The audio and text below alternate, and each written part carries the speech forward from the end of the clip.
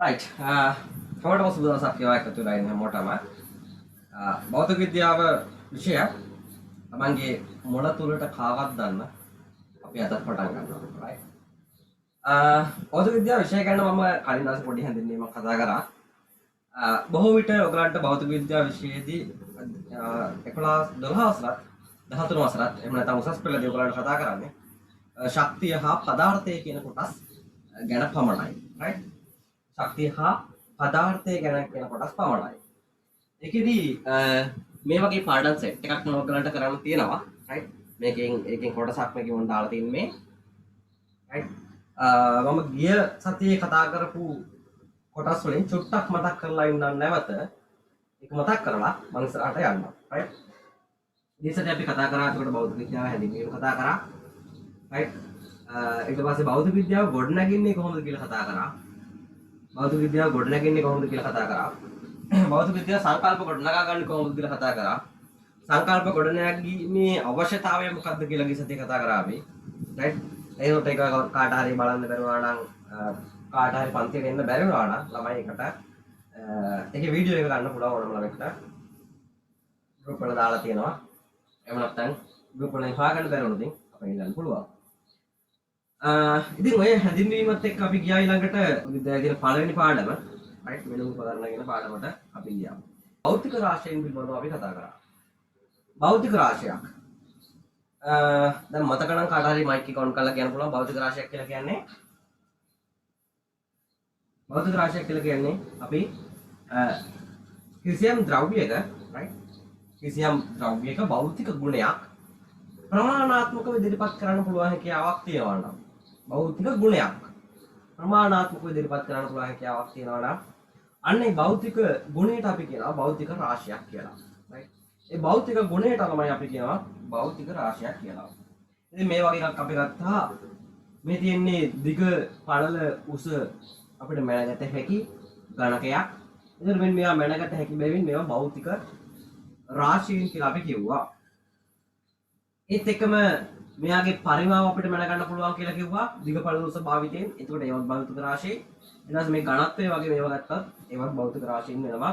අර වෑන් ඍජුව හෝ වක්‍රව මයින් සියලුම ගුණ සියලුම මිනුම් අපි ඒකට භෞතික රාශීන් විදියට හඳුන්වා දුන්නා. රයිට්.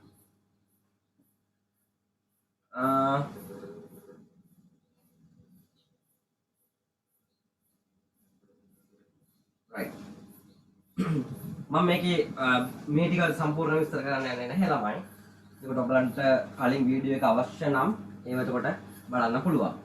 ඊට පස්සේ ළමයි අපි කතා කරා SI යුනිට් සම්බන්ධව. නැත්නම් අන්තර්ජාතික සම්මත ඒකක සම්බන්ධව කතා කරන්න අපි ගත්තා. අන්තර්ජාතික සම්මත ඒකක කතා කරන්න ගියාම ළමයි ඔයගලන්ට තියෙනවා අන්තර්ජාතික සම්මත ඒකක කීපයක් කතා කරන්න. ඒකේ මූලික හත තමයි මෙන්න මේ හත. රයිට්. මූලික භෞතික රාශීන් හතක් ඔයාලට කතා කරන්න දෙනවා කියලා කිව්වා. මෙන්න මේ මූලික භෞතික රාශීන් හත ස්කන්ධය, දිග, කාලය, විද්‍යුත් ධාරාව, තාපගතික උෂ්ණත්වය, දීප්ත තීව්‍රතාවය සහ මවුල ප්‍රමාණය කියන ඒවා තමයි වගේ මූලික භෞතික රාශීන් හත උනේ. හරි. මේ මූලික භෞතික රාශීන් හත උනා. ඒවයි ඒකකත් ළමයි ඔයගලන්ට කියලා දුන්නා. මේ තියෙන ඒවයි ඒකක සහ සංකේත ටික අපි ස්කන්ධේ මයින්නවා කිව්වා කිලෝග්‍රෑම් වලින්. ඊට පස්සේ ඒකේ සංකේතය සිම්පල් k සිම්පල් g. ඊට පස්සේ දිග අපි මයින්නේ මීටර වලින් සිම්පල් m. කාලය තත්පර වලින්. ඊට පස්සේ ඇම්පියර් නැත්නම් විද්‍යුත් ධාරාව මයින එකකේ ඇම්පියර් සහ තාපගතික උෂ්ණත්වය මනින ඒකකය අපි කැපිටල් A සහ සිම්පල් k කැපිටල් k වලින් නම් කරනවා. මොකද මේක මේ දෙකටම සම්බන්ධයි විද්‍යාඥයෝ. රයිට්. නෝදන විද්‍යාඥයෝ සම්බන්ධයි මේ දෙන්නටම. ඒක නිසා අපි ඒගොල්ලන්ගේ අකුරු මෙතනට දාලා තියෙනවා. ඒගොල්ලන්ගේ නමේ පළවෙනි අකුර දාලා තියෙනවා. එතකොට පළවෙනි අකුර කැපිටල් නිසා මෙතනට කැපිටල් අකුර ඇවිල්ලා තියෙනවා. කැන්ඩෙලාව සහ දීප්ති තීව්‍රතාවයට ද්‍රව්‍ය ප්‍රමාණයට අපි මවුල් කියන එකකය භාවිතා කරා. ඊට අමතරව තවත් පරිපූර්ණක ඒකක දෙකක් කතා කරා. තල කෝණය සහ ඝන කෝණය කියන එක. ඔය තල කෝණය සහ ඝන කෝණය කියන එක අපි ආයෙ බැලුවොතින් තල කෝණය සහ ඝන කෝණය කියන එක මම එදා කියලා දුන්නා. රයිට්. නැවත මම මේක විග්‍රහ කරවොත්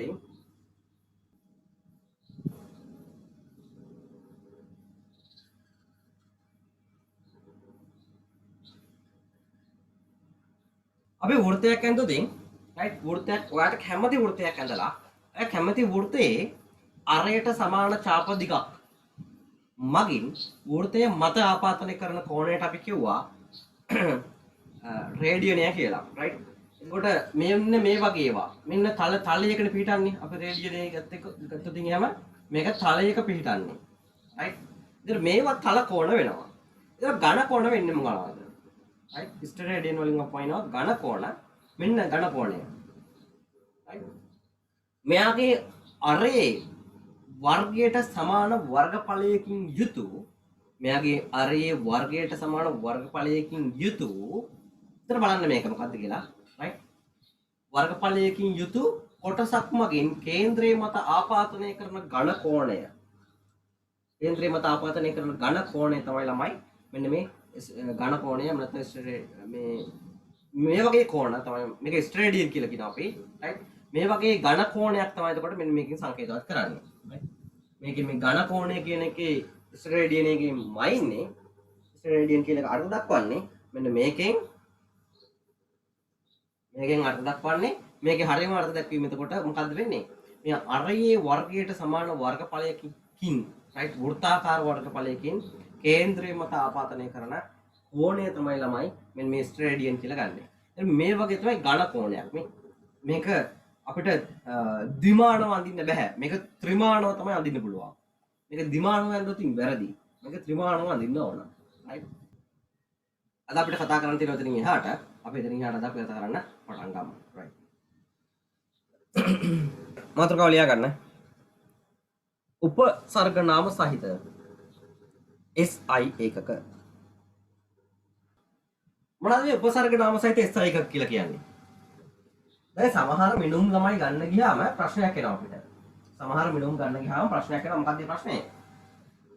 අපේ මූලික භෞතික රාශියත් එක්ක එකම අයින්න ගියාම අපේ මූලික භෞතික රාශියේ තියෙන ඒකකය ඒ අදාළ දේ මැනීම සඳහා ගැලපෙන්නේ නැහැ. එහෙම නැත්නම් ඒ භෞතික රාශියේ තියෙන ඒකකයෙන් අදාළ මිනුම අරගෙන භෞතික රාශියට අදාළ මිනුම අරගෙන අපි කැල්කියුලේෂන් එකකට ගියොත් ඒක ලොකු ප්‍රශ්නයක් වෙනවා. හරි. අපේ මූලික භෞතික රාශියේ තියෙන මිනුම මූලික භෞතික රාශියෙන් අපි අරගෙන අපගේ භෞතික විද්‍යාත්මක පරීක්ෂණ සඳහා ගියොත් ඔක ප්‍රශ්නයක් වෙනවා. ඉතින් ඒ හේතුව නිසා ඉන්නේ උපසර්ග නාම සහිත භෞතික රාශීන් උපසර්ග නාම කිහිපයක් ඉදිරිපත් කරන්න සිද්ධ වුණා මේ භෞතික රාශීන් මනින්න මේ ගත්ත ඒකක වලට. උදාහරණයක් වශයෙන් ගත්තොත් ඔයා දිගමයින්න භාවිතා කරන ඒකකේ තමයි ඔයාලට දිගමයින්න කියලා දුන්නේ අපි මීටර් වලින් මයින්න කියලා. දිගමයින්න වල මීටර් වලින් තමයි ඔයාලට මයින්න කියලා කිව්වේ. හරි. හැබැයි ඔයාලට ඔයාගේ ගෙදර ඉඳන් ඔයාගේ පාසලට තියෙන දුර පාසල අයිමින් එකක් නම් අවුලක් නැහැ. හරි. මීටර වලින් කියනවා අපි. නමුත් ටිකක් දුරින් ඉන්න ළමයෙකුට නම් ඔයාලට මීටර වලින් කියන්න පුළුවන්ද? ඔයාගේ ගෙදර ඉඳන් අපි ගත්තොත් එහෙම ග්‍රහලෝකාගාරයට තියෙන දුර. එතකොට ඔයා මීටර වලින් කියලා හරියනවද?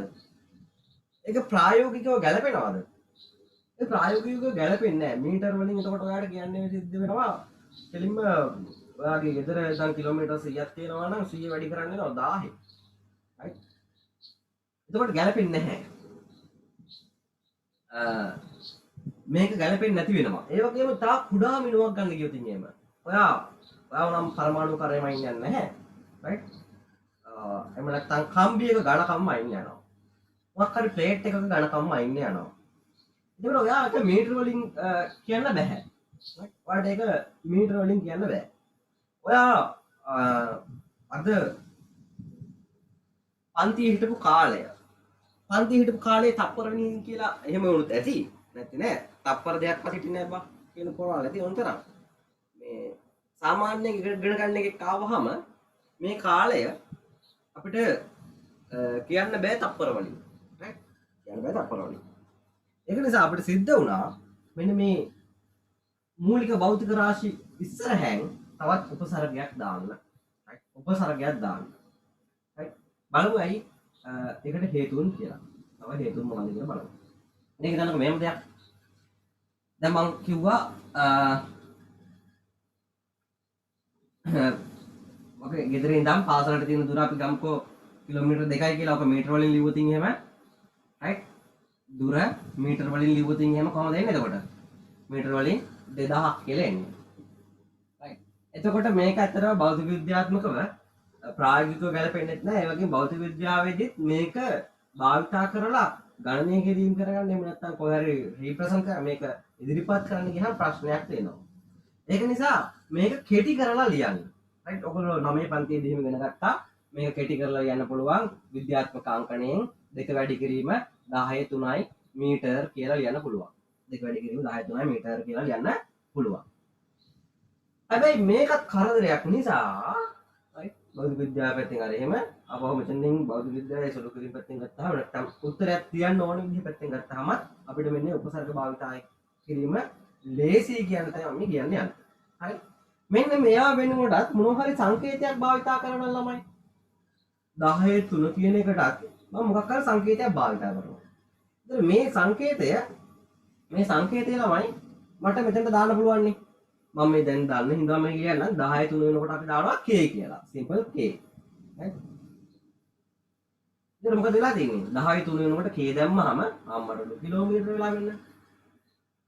2 කිලෝමීටර කියලා වෙලා තියෙනවා. දැන් මේක පහසුයි නේද? භාවිතයටත් පහසුයි, කියන්නත් පහසුයි, හැම දෙයකටම පහසුයි.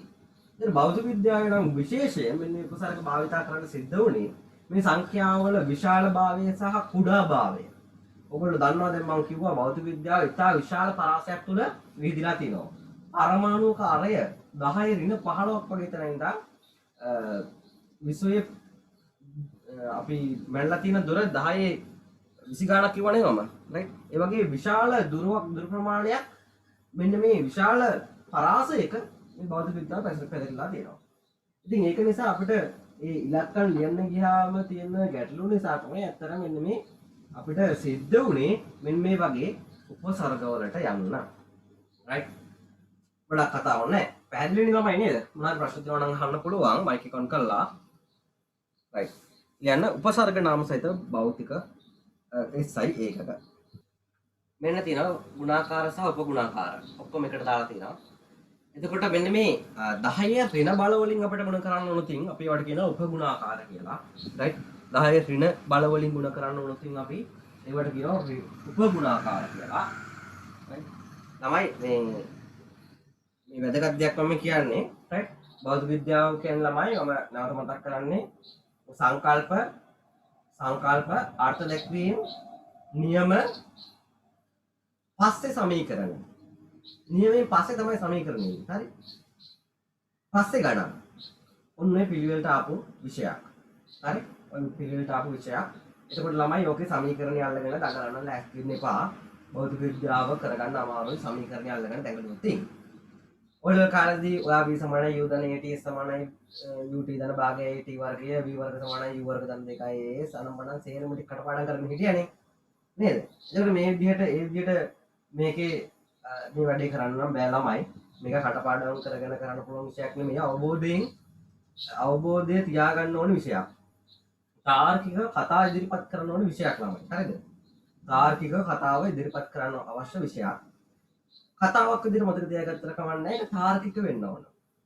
මම චුට්ටක් පාඩමට අමතරව මේ කරුණු කියලා දෙන්නම්. මේක දැම්ම ඔයගලන්ගේ ඔළුවට වැන්නොත් තමයි ළමයි මේක මේ ඔයගොල්ලෝ ඉස්සරහදී අමාරුවේ වැටෙන්නේ නැති වෙන්න ඔයගලන්ට වැඩේ ගොඩ දාගෙන යන්න පුළුවන්. right? 2022 සමහර ළමයින්ගේ නිකන් අහලා බලන්නකෝ. මේ පන්ති යන්නේ මේ පන්ති යන්නේ අර මෙච්චර ළමයි ඉන්නවා මෙච්චර ළමයි ඉන්නවා. අපිටත් කියනවා සමහර යාළුවුන් ගාරේ මේ මේ කියනවා මේමයි කියලා ඇහිලා තියෙනවා. අනේ මේ අව පළවෙනි අවුරුද්ද ගිහින් ගුණාට පස්සේ ෆිසික්ස් මාරිස් ඕක කියන්නේ ළමයි අර භෞතික විද්‍යාවේ ගැඹුර අවබෝධ කරගන්නේ නැතුව. භෞතික විද්‍යාව සබ්ජෙක්ට් එක කියන්නේ මොන වගේ දෙයක්ද කියලා අවබෝධ කරගන්නේ නැතුව. ඉගෙන ගන්න ගියන් ඕක වෙනවා. හරි? නිකමට මම මේ කියන්නේ හරි? දැන් දන්නකෝ එහෙම දෙයක්. මේක අනිවාර්යයෙන්ම ඔයගොල්ලෝ දැන් පාඩම් ඉගෙන ගන්න ගියාට පස්සේ භෞතික විද්‍යාව වේවා, කම්බයින්ඩ් මැත්ස් වේවා, බයොලොජි වේවා, කෙමිස්ට්‍රි වේවා මොනවා හරි රයිට් ඉගෙන ගන්න ගියාට පස්සේ ළමයි ඉතා හොඳ අවධානයක් ඔයාගේ තියෙන්න ඕන. ඉතා හොඳ අවධානයක් තියෙන ඕන සබ්ජෙක්ට් එකේ ක්ලාස් එකේදී ඔයාලට වීඩියෝ මයික් ඔන් කරන්න එපා. රයිට් ඔයාලට වීඩියෝ බලන්න වෙනවා නම් ඒ වෙලේ හොඳ අවධානයක් තියාගන්න. ගෙදර තියෙන ප්‍රශ්න දාගන්න එපා.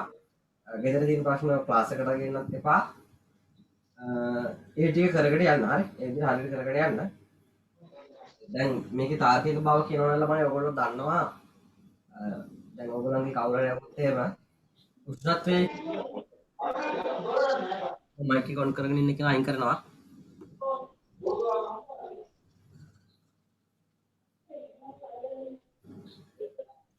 තරුෂි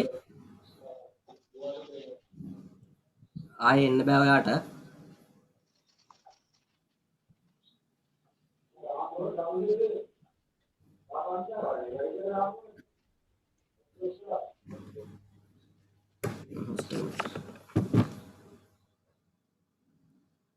මයික් එක ඔෆ් කරන්නෙම නැත්නම් අයින් කරනවා.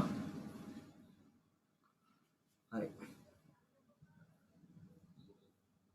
මේ නෙමෙයි. දැන් අපි උෂ්ණත්වය කියන්නේ ළමයි මේ කතාවක් නේ තනි කර තියෙන්නේ. තාප ශක්තිය රයිට් මොකක් හරි ද්‍රව්‍යයක තියෙන අපි හිතමුකෝ හීටරය කියලා. එතන හීටරය තියෙනවා. හීටරයට අපි දාන්නේ දෙන්නේ මොනවද? විදුලි ශක්තිය. විදුලි ශක්තිය කොහෙන් හරි බලාගාරයකින් අරගෙන තමයි දෙන්නේ. ඒ විදුලි ශක්තිය ඉලෙක්ට්‍රෝන ඇවිල්ලා පරමාණු වල වැදිලා විදුලි ශක්තිය ගන්නවනේ ඉලෙක්ට්‍රෝන අරගෙන ළමයි ඉලෙක්ට්‍රෝන වේගයෙන් යනවා. වේගයෙන් යද්දි ඉලෙක්ට්‍රෝන වලට තියෙනවා චාලක ශක්තියක්. මේ කතාවක් මම කියන්නේ ඒ තාර්කික කතාව මම කියන්නේ මේක ඔයගොල්ලෝ මතක තියාගන්න නෙමෙයි. දැන් මේ විදිහට ඉස්සරහට මේ අර මම කියන දැන් උගන්වන්න යන පාඩමක්. ඇයි මේක මෙහෙම වුනේ? ඇයි උපසර්ග ගත්තේ? ඇයි උපසර්ග වලට මෙහෙම එකක දැම්මේ? ඇයි කැපිටල් එකක දැම්මේ? ඇයි සිම්පල් එකක දැම්මේ? ඔය කරුණු ටික ඔක්කොම ළමයි අර කතාවක් විදිහට ඔළුවට යන්න ඕනේ. තාර්කික කතාවක් විදිහට ඔළුවට යන්න ඕනේ. ඉතින් ඒකට පාදමක් විදිහට තමයි මම මේ කියන්නේ. හොඳට අහගන්න. හරි? අර විදුලි ශක්තිය ගන්නවා ඉලෙක්ට්‍රෝන අරගෙන ඉලෙක්ට්‍රෝන යනවා වේගයෙන් වදිනවා පරමාණු වල ඉලෙක්ට්‍රෝන වල තියෙන චාලක ශක්තිය හානි වෙනවා. හානි වෙලා මොකද වෙන්නේ? හානි වෙලා ඒ ශක්තිය ගන්නවා පරමාණු මොකද කරන්නේ? මේ ශක්තිය අරගෙන සාමාන්‍යයෙන් පරමාණුවක් ළමයි පරමාණුවක් මෙහෙම කම්පණය වෙමින් තමයි ඉන්නේ. දෙපැත්තට කම්පණය වෙමින් ඉන්නේ. සාමාන්‍ය මේ උෂ්ණත්වයේදී මේ බෝඩ් එකේ තියෙන පරමාණු කම්පණය වෙමින් තමයි ඉන්නේ. ඔත් එක පේන්නේ නැහැ අපිට. හරි? මෙයා තාප ශක්තිය ගත්තට පස්සේ හරි? මෙයා ඒ ශක්තිය ගත්තට පස්සේ මෙයා කම්පණය වීම වැඩි කරගන්නවා. මෙයාට ඒ ශක්තිය ඇබ්සෝබ් වුණාම මෙයා කම්පණය වෙන ප්‍රමාණය වැඩි වෙනවා. අන්නේ මෙන්න මේ අංශුන් වල පවතින කම්පන චාලක ශක්තිය වැඩිවීම තමයි ළමයි අපිට උෂ්ණත්වයේ සංවේදනයක් විදිහට දැනෙන්නේ. right? ඔකරන්දර වාට පැහැදිලිව තේරුන්නේ නැති වෙයි. නමුත් ඕන වගේ ගලාගෙන එන්න ඕන ළමයි. ඇයි මේ මෙහෙම ගන්න ඇයි කියලා ළමයි එක කතාවක් විදිහට මතක තියාගන්නවා.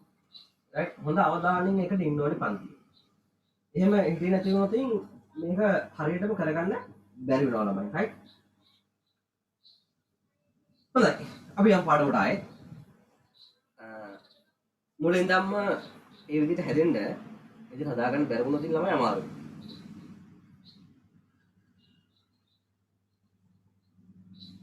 හරි. උපගුණාකාර සංකේත. අපි කිව්වා දැන් 10 ගුණාකාර තමයි ළමයි මේ 10 ගුණාකාර වලින් තමයි මේ උපසර්ග හදාගන්නේ. හරි? මොනවාද 10 ගුණාකාර වලින් තමයි උපසර්ග හදාගන්නේ. එතකොට ඒවයි ඍණ බල වලට කියනවා අපි 10 ඍණ බල කොහේ හරි තියෙනවා නම් ඒවට අපි කියනවා උපගුණාකාර කියලා. right? මේවට කියනවා අපි උපගුණාකාර කියලා. හරි? එතකොට අපි ගන්න එක උපගුණාකාරයක් තමයි මෙන්න මේ 10 ඍණ 1 10 ඍණ 1 කියන්නේ ළමයි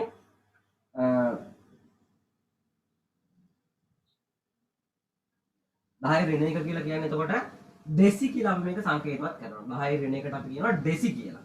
right? 10 ඍණ 1 ඩෙසි.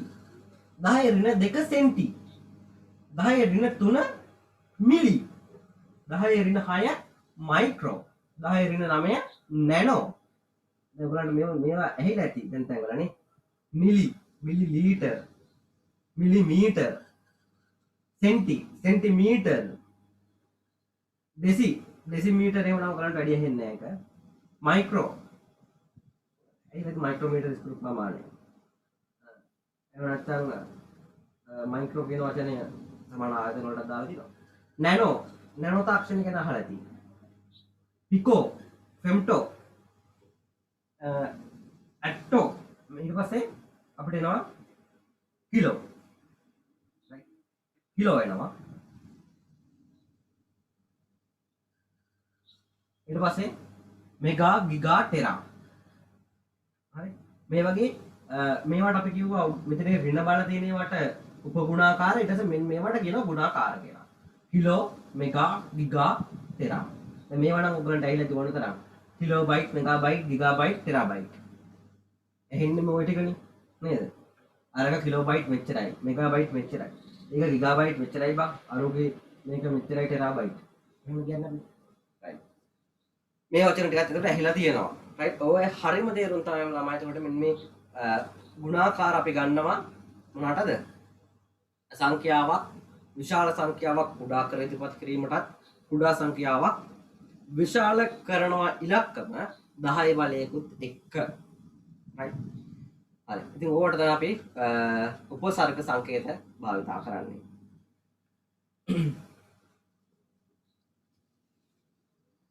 ළමයි ප්‍රශ්න තියෙනවා වුණා හරි ඔයගොල්ලෝ කතා කරන්න ඔයගොල්ලන්ගේ බැච් එකෙන් දැන් කතා කරන්න පටන් ගන්න ඕන හරි කතා කරලා ප්‍රශ්න අහන්න පුළුවන් මයික් එක ඔන් කරගන්න මයික් එක ඔන් කරගෙන ගෙදර ප්‍රශ්න මෙතනට ගේන්න එපා හරි ඒක කරන්නේ නැතුව ඔයා ඕන එකක් කරන්න එපා මෙතන තියෙන ප්‍රශ්නයක් අහන්න ගැටලුවක් නැහැ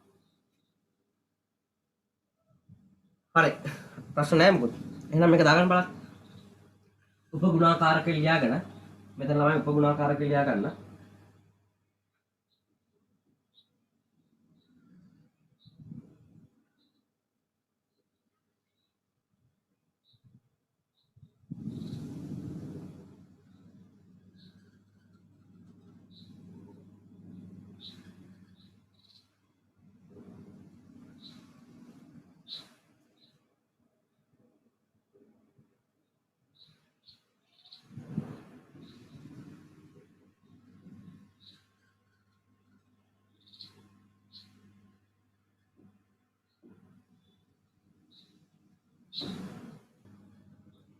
deci centi milli micro nano pico femto atto 10 18 වෙනකම් ඔයාලට දෙනවා. ඉතින් එහාට දැනට ඕනේ නැහැ ළමයි මේ ගොඩාක්ම පොඩි දේවල් ඉතින් එහාට පොඩි දේවල් පිළිබඳව ආයෙත් තියෙනවා අපිට. ස්කන්ධය ගත්තොත් මේ ඉලෙක්ට්‍රෝන එක ස්කන්ධය 10 ඍණ 31යි. එතකොට ඊට වඩා කුඩා අංශු තියෙනවා 10 ඍණ 33ක්. ස්කන්ධයක් සහිත අංශුත් තියෙනවා. right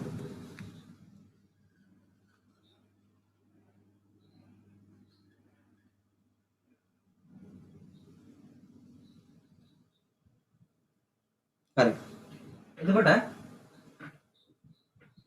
බලන්න ස්ක්‍රීන්ෂොට් එකක් දක්වන්න දාගන්න හරි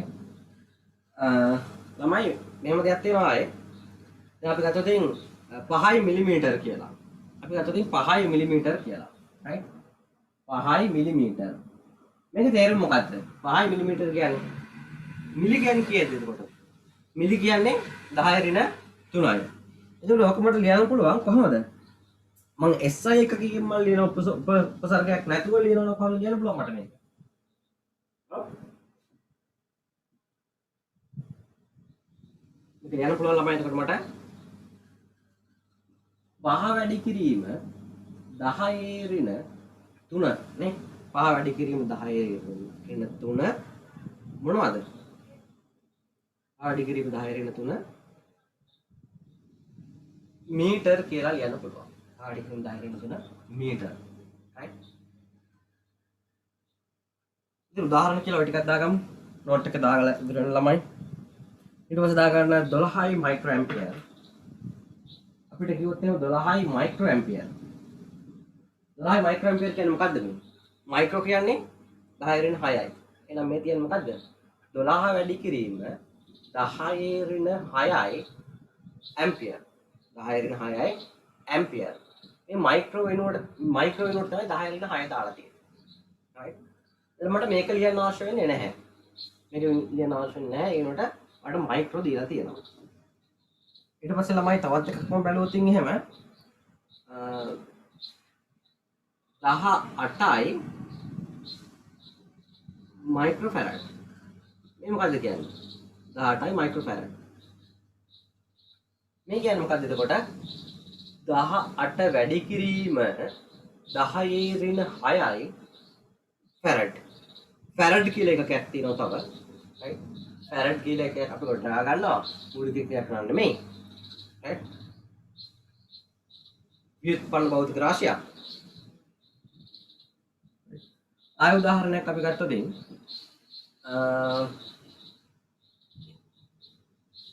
15යි nano coulomb. 15යි nano coulomb. Nano කියන්නේ කීයද ළමයි? 15 වැඩි කිරීම නැනෝ කියන්නේ 10 ඍණ 9 නේ. 10 ඍණ 9. කූලෝම්.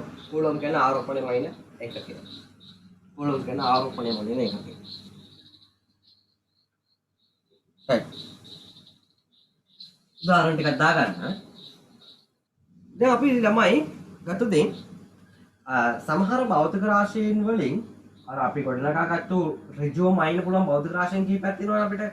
දිග පළල උස කාලය, ධාරාව, ඊට පස්සේ දීප්තිවෘතාවය, බහුල ප්‍රමාණය. ඒවා අපිට ඍජුවම අයින්න පුළුවන් ළමයි. right? ඒ ඍජුවම අයින්න පුළුවන් ඒවායි අපි ඊට පස්සේ වක්‍රවම අයින්න භෞතික රාශී කිහිපයකුත් තියෙනවානේ අරවා භාවිතා කරලා නේද? ඒ භාවිතයෙන් වක්‍රවම අයින්න භෞතික රාශීන් කිහිපයක් තියෙනවා. ඒ භෞතික රාශීන් කිහිපය තමයි ළමයි එතකොට අපි ගත්තොත් පරිමාව ගත්තොත් පරිමාව ගත්තොත් කොහොමද මයින්නේ? පරිමාව මයින්නේ ළමයි දිග වැඩි කිරීම, පළල වැඩි කිරීම, උසින් දිග වැඩි කිරීම, පළල වැඩි කිරීම, උස. එතකොට මේකේ දිග පළල උස කියන කොටස් තුන ගත්තොත් දිග පළල උස. right? මේ තුන ගත්තොත් මේවට තියෙන වෙන ඒකක දිගට අපි සම්මත එකකිය මීටර. පළලට ගන්නෙ මීටර. උසට ගන්නෙ මීටර. ඉතින් ළමයි පරිමාවට යට එනවා ඒකකයක් ඝන මීටර කියලා එනවා නේද? මේ තුනේ වැඩි වුණාම දශකයේ 1 තියෙන්නේ වැඩි වුණාම ඒකක වැඩි වුණාම ඝන මීටර තමයි එන්නේ. ඒකකය. හරි? පරිමාවයේ ඒකකෙන්නේ ඝන මීටර. ඉතින් මේක අපි ඍජුවම එකක් නෙමෙයිනේ. ඍජුවම එකක් නෙමෙයි. ඉතින් මෙන්න මේ වගේ වට අපි කියනවා ළමයි ව්‍යුත්පන්න භෞතික රාශීන් කියලා. right? ව්‍යුත්පන්න භෞතික රාශීන් කියලා අපි කියනවා. දැන් යට මෙහෙම දැන් මේ පැහැදිලිව ළමයි භෞතික විද්‍යාව කියලා අපි y කියලා අහන සබ්ජෙක්ට් එකක්. හරි? දැන් කෙමෙස්ට්‍රි එකම ගත්තොත් ළමයි දෙකක් එකහුව වෙලා ප්‍රතික්‍රියා කරපුවා මේක එනවා. ඉතින් ප්‍රතිඵලය සමහර විට අපි දැනගෙන මේක කඩපාඩම් කිරීමනේ කරන්නේ. සෝඩියම් වලට ජලය දැම්ම සෝඩියම් හයිඩ්‍රොක්සයිඩ්. හරි මොකක් හරි එහෙම. කැල්සියම් වලට කැල්සියම් හයිඩ්‍රොක්සයිඩ්. right? ඒ මොකක් හරි එහෙම ඒ විදිහට. දැන් ෆෙරස් ඔක්සයිඩ් යකඩ ඔක්සිජන් එක ප්‍රතික්‍රියා කරලා. right? ඒකට ඔය වගේ ඒවා ඒ y කියලා අහන දෙයක් නැහැ. හරි? y කියලා එක අපි චුට්ටක් අභ්‍යන්තරේ කතා කරනවා ඉලෙක්ට්‍රෝන මෙහෙම යනවා. අන්දරේ කියනවා. නමුත් මේක අපි මේ ගොඩනැගිල්ල භෞතික විද්‍යාව ගොඩනැගිල්ල තියෙන තර කර මේ y කියලා යනවා. හරි? අපි සාමාන්‍යයෙන් 5y කියලා එකක් තියෙනවා ප්‍රශ්නයක් සදන්න. මේක 5y වලටත් එහා ගිහින් තියෙන y එකක්. හරි? එතන මේ y එක නිසා තමයි මෙච්චර භෞතික විද්‍යාව ගොඩනැගුණේ. මිනිස්සුන්ගේ හිතේ කුතුහලය තිබුණා. මේක කොහොමද උනේ? මේක කොහොමද උනේ? how this happened? ඇයි මෙහෙම උනේ? මෙහෙම වෙනවද? ඔය ප්‍රශ්න ගොඩාක් මිනිස්සුන්ට ආවා. ඇයි අපල් ගෙඩිය වෙන්නේ? ඔය ප්‍රශ්න ගොඩාක් ආපු නිසා තමයි මේ භෞතික විද්‍යාව ගොඩනැගුණේ. හරි? ඒ හැම දෙයකදීම ඇයි ඔක වෙන්නේ කියන එක තමන් ඔළුවට යන්න ඒක ගියේ නැත්නම් තමයි පුතේ භෞතික විද්‍යාව අමාරුයි කියලා කියන්නේ. හරිද?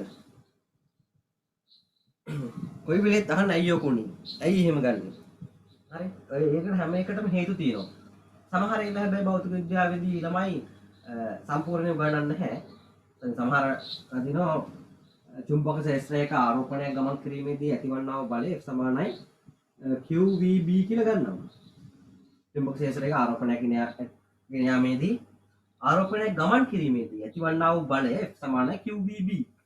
මේක ඔප්පු කරන්නේ නැහැ. මේක ඇයි කියලා අහුවට මොකද මන් දන්නේ නැහැ කියලා. ඒක කියලා දෙන්නේ නැහැ ඒක. කියලා දෙන්න ඕනේ නැහැ. මේ කියලා දෙන්න ඕනේ නැහැ. කියලා දෙන්නේ නැහැ ඒක. කියලා දෙන්න පුළුවන්. ඕනේ නැහැ කියලා කියලා දෙනවා. ඒ වගේ තැන්වල අපි කියලා දෙන්නේ නැහැ හැබැයි. හරි. උදාහරණ දෙකක් දාගත්තා. තව උදාහරණයක් දාගමු අපි.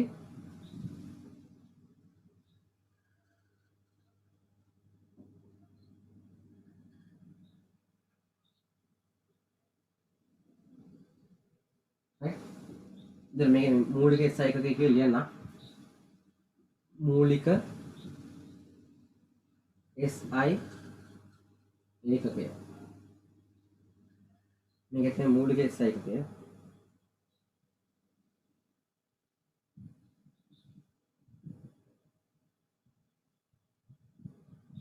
නෑ මේක. තව උදාහරණයක් බලමු අපි. තව උදාහරණයක් බලමු ප්‍රවේගය කියන එක. ප්‍රවේගය. ප්‍රවේගය ගත්තොත් ඉන්න ළමයි ප්‍රවේගය එන්නේ කොහොමද? විස්ථාපනය බෙදෙනවා. රයිට්? විස්ථාපනය බෙදෙනවා කාලයෙන්.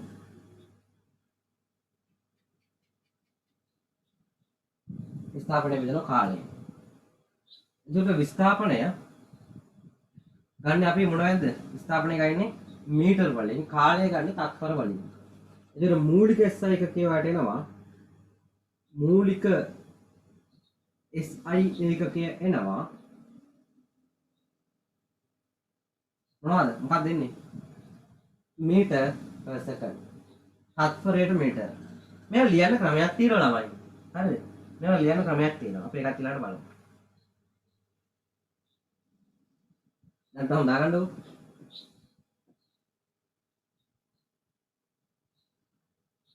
දැන් වරද්දලා ඉගෙන ලියන්නකො. මේක අපි නිරති කරමු ඊට පස්සේ ආයි. අංක 4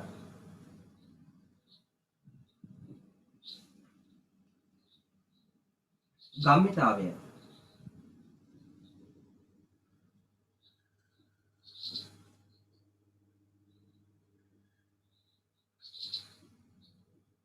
ගම්මිතාවය ගත්තොත් ගම්මිතාවය ගන්න ළමයි අපි ස්කන්ධයේ ප්‍රවේගයේ ගුණිතය.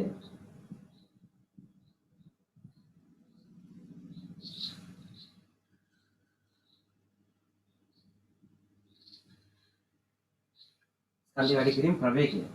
ස්කන්ධයේ එකක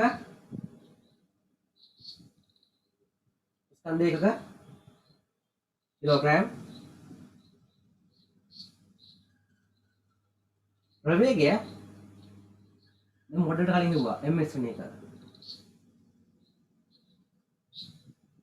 right දැන් මෙතනින් එනවාට කිලෝග්‍රෑම් ms වෙන එක.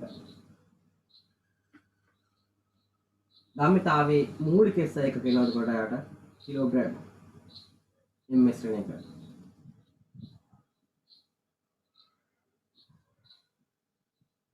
අර වෑයම තමයි ඇදලා දෙන්නේ. අර මුලින් අපි ගොඩනගාගත්ත වෑයම තමයි මූලික SI එකකේ ගන්නෙ.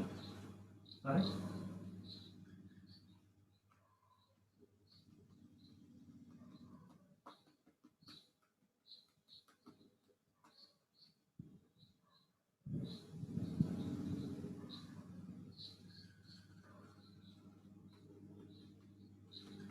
හරි.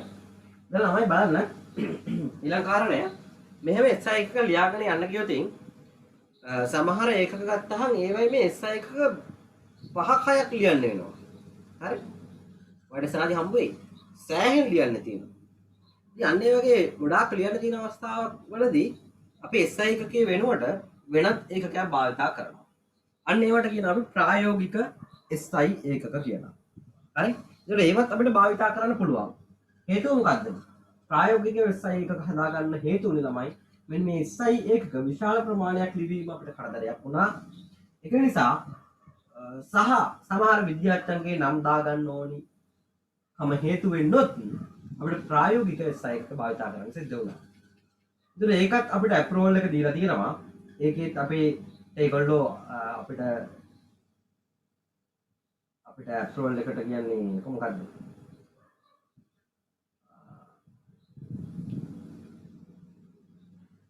අපිට අවකාශය දීලා තියෙනවා. නැත්නම් අපිට ඉඩ දීලා තියෙනවා. අපිට ඒගොල්ලෝ ගැටලුවක් කරලා නැහැ. මෙන්න මේකක භාවිතා කරන්න. රයිට්? ඒ අප්‍රූවල් එක දීලා තියෙනවා. මේ SI එක ප්‍රායෝගිකව SI එක භාවිතා කරන්න. අර මීටින් එකේදී මම කලින් දවසේ කිව්ව මීටින් එකේදී අපිට ඒක භාවිතා කරන්න කියලා කිව්වා ඒගොල්ලෝ. රයිට්? ඊළඟ මාතෘකාව ප්‍රායෝගික SI එකක ගෙනටින් කිසියම් ව්‍යුත්පන්න රාශියක් සඳහා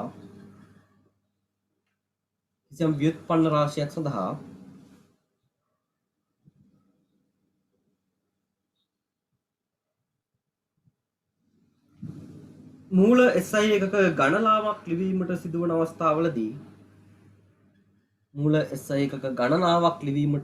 අවස්ථාවලදී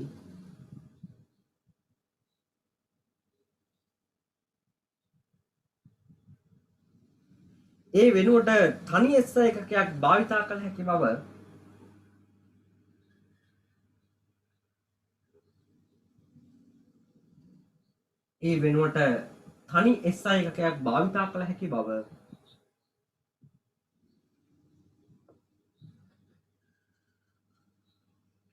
ඒද සමුළුවේදී සම්මත කරගෙන තිබේ.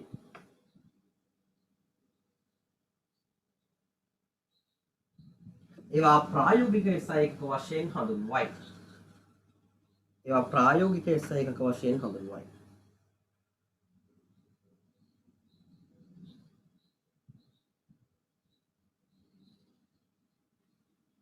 හරි. මෙතනත් මේ කීපයක් ඒ වගේ දීලා තියෙනවා. මේ ව්‍යුත්පන්න එකක වලටම ව්‍යුත්පන්න ගියම මේ කතන්දර එන්නේ. ව්‍යුත්පන්න කරන්න ගියාමනේ ඔයාලට ගොඩක් ලොකු ඒවා එන්නේ නේද? ලොකු සුළු කිරීම් ටික එන්නේ ව්‍යුත්පන්න කරන්න ගියාම. ඉතින් මේ ව්‍යුත්පන්න භෞතික රාශීන් කීපයකටම තමයි මේ වැඩේ කරලා තියෙන්නේ මේ කළා. මෙන්න බලය මයින්න ගියාම කොහොමද බලය මයින්න ළමයි අපි? ඔව්. බලයට අපි ගන්නේ බලය F සමාන ma වලින් ගන්නෙ. F සමානයි ma වලින් තමයි බලය ගන්නෙ. මේකේ ස්කන්ධය m කියලා කියන්නේ ස්කන්ධය. රයිට්? කිලෝ ඒක SI එකක මම වෙන පාටකින් කියන්නම්.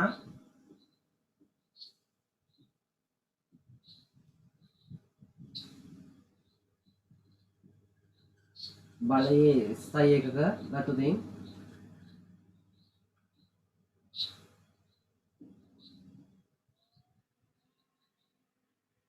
SI එක ගත්තොතින් එතකොට මේකෙන් එන්නේ කිලෝග්‍රෑම්. ඉතින් ඒ අකුරෙන් එනවා ඔයාලට mx ඍණ 2 කියලා. කිලෝග්‍රෑම් mx ඍණ 2 කියලා තමයි තොරණයට එන්නේ. එතකොට මේ විදිහට ලැබෙනවා බලයේ SI එකකය. නමුත් මේක ලිවීමත් අපහසුතාවයක් නිසා සහ නිව්ටන් කියන විද්‍යාඥයාට ගරු කිරීමක් ලෙස නිව්ටන් කියන විද්‍යාඥයා තමයි මුලින්ම මේ බලය කියන සංකල්පය ඇරිස්ටෝටල් ලගෙන් පස්සේ නැත්නම් අපි කිව්ව ගැලීලියෝ ලගෙන් පස්සේ මෙන්න බලය කියන සංකල්පය බලය කියන වචනය නිව්ටන් තමයි ලෝකෙට හඳුන්වා දුන්නේ. රයිට්? ඒ හේතුව නිසා මෙන්න මේකට මෙන්න මේ සෙට් එකටම අපි දැම්මා නිව්ටන් කියලා කැපිටල් N අකුර. බලය කියන වචනේ ලෝකෙට හඳුන්වා දුන්නේ නිව්ටන්. රයිට්? බලය කියන සංකල්පය ගොඩනැගුවේ නිව්ටන්. නිසා තමයි බලයට කැපිටල් M කියන සංකේතය දුන්නේ. රයිට්? උදාහරණ පළවෙනි එක මේක. ප්‍රශ්න යොමු කරමින් අපේ ප්‍රශ්න අහලා ඉගෙන ගන්න පුළුවන්. ඉස්සරහදී ගැටලු ගණන් හදන්න අමාරු වෙන ඒවා තාම නම් නැහැ බලන්න.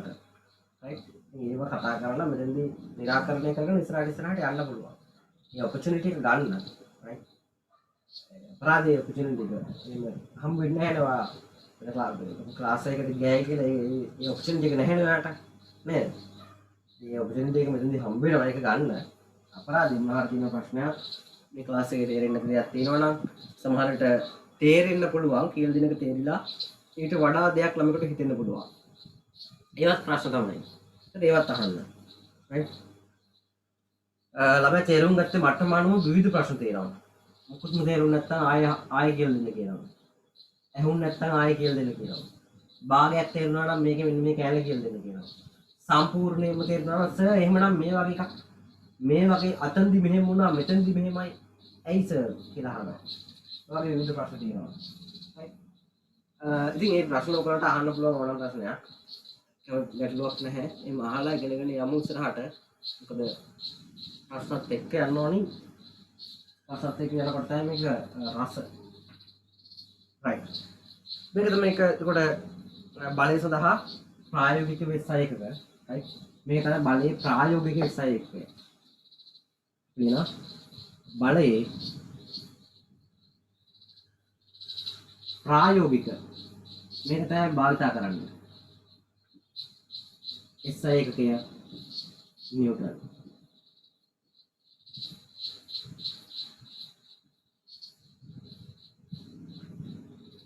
right. ඊට සමගතත් එහෙම කාර්ය. right. කාර්ය කියන එක. කාර්ය කියන එක තුලින් එහෙම ළමයි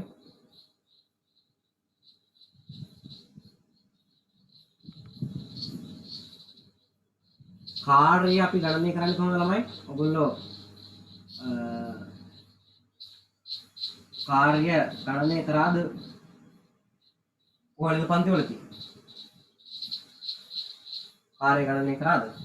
කාර්ය ගණනය කරන ළමයි ස්ථාපනය වැඩි කරනවා නැත්නම් බලය වැඩි කරනවා බලය දිශාවට ස්ථාපනය. right. බලය වැඩි කරන බලය දිශාවට ස්ථාපනය. බලය වැඩි කරනවා බලයේ දිශාවට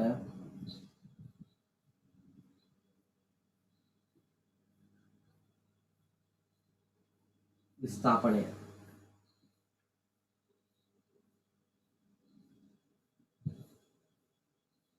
මම මේ සතියේ ඉරිදා පටන් ගන්නවා දෛශික රාශියෙන්. right. දෛශික කියන කොටසෙන් සතියේ ඉරිදා පටන් ගන්නවා. ඉරිදා උදේ 8ට. බලයට මොකක්ද ළමයි ආවේ? කිලෝග්‍රෑම් ms වෙන දෙකනේ. කිලෝග්‍රෑම් ms වෙන දෙක ආවා. බලයේ දිශාවට විස්ථාපනය. විස්ථාපනය එතකොට කොහොමද එන්නේ? විස්ථාපනය මීටර් වලින්. ඒක ඔයාලට ගම මෙතනේ කාර්ය කිලෝග්‍රෑම් right. මේකට අපි ප්‍රායෝගික SI එකකේ දැම්ම නිව්ටන් කියලානේ. මූලික SI එකකේ ගියොත් මේක මූලික SI එකකය. m වර්ග s ඍණ 2 මේක තමයි මූලික SI එකකය. අරුණ උත්තම කාර්යයේ මූලික SI එකකය කියලා ඔයාලට කියන්න තියෙන මෙන්න මේක තමයි කාර්යයේ මූලික SI එකකය කියලා. මූලික SI එකකය. නමුත් ප්‍රායෝගික SI එකකේ වඩා වෙනස්. මේකේ ප්‍රායෝගික SI එකකේ ගත්තොත් එහෙම ළමයි අපිට ලියන්න පුළුවන් මෙහෙම.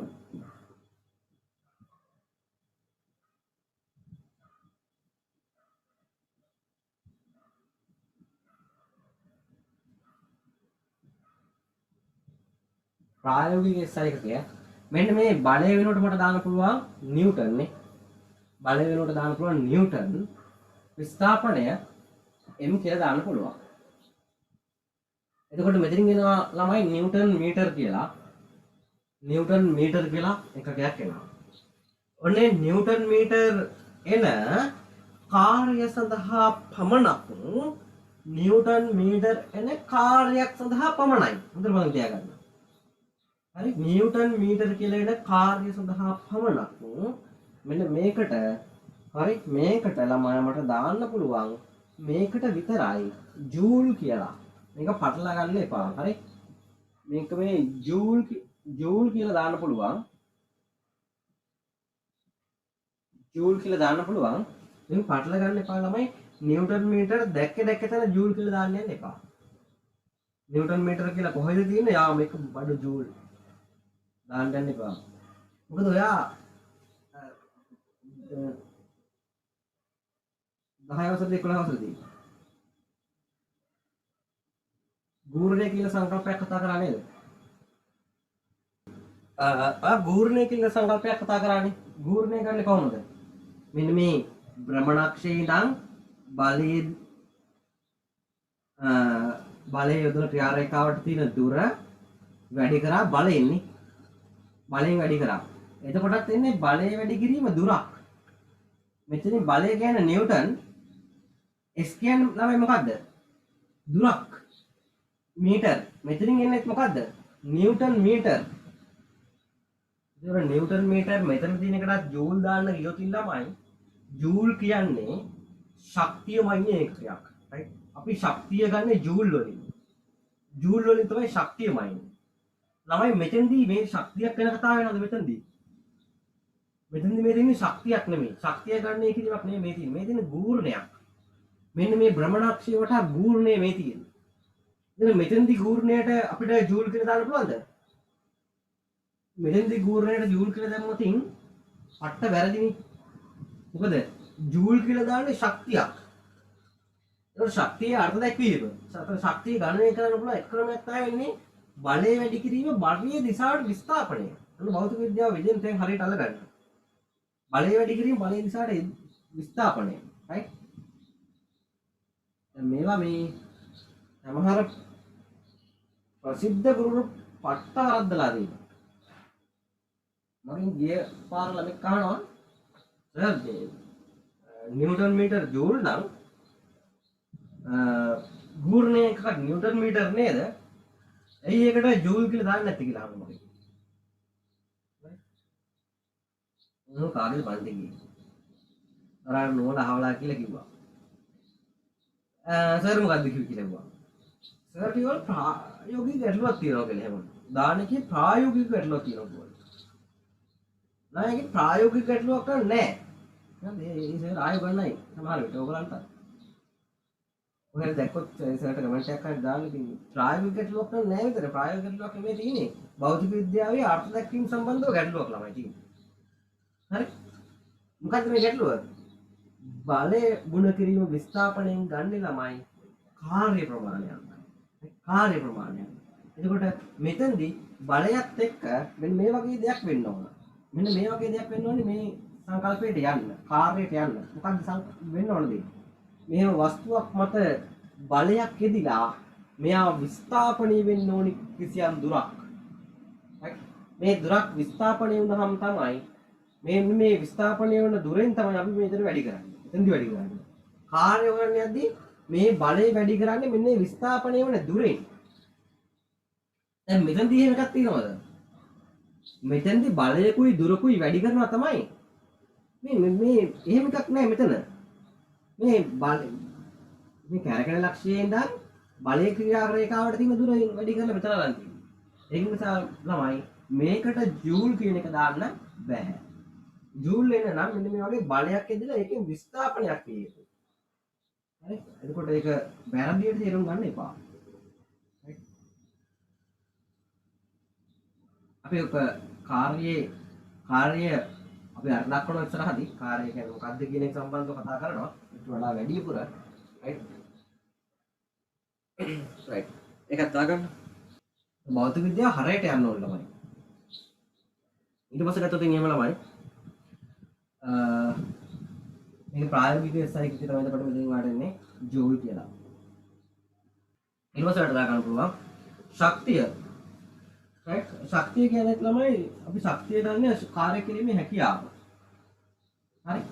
ශක්තිය කියලා කියන්නේ කාර්ය කිරීමේ හැකියාව. ඒකට කාර්යයක් නේ ශක්තිය කියන්නේ කාර්යයක්.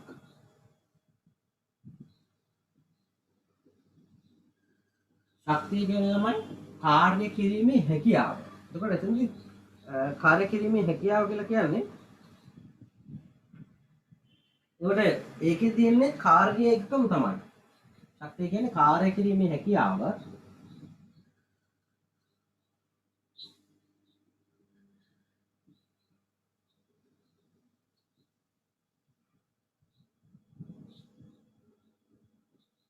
මේකේ SI එකක එන්නේ ප්‍රායෝගික එකක එන්නේ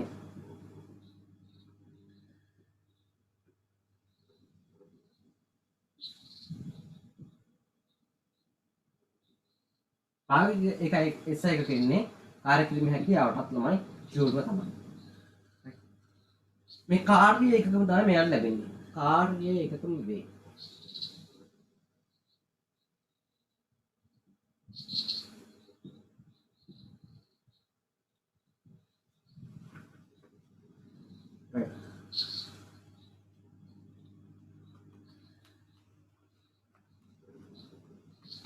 ගත්තා ගන්න. අපිට ගන්න පුළුවන් වෙනම් පීඩනයනේ. තව ගන්න පුළුවන් අපිට පීඩනය.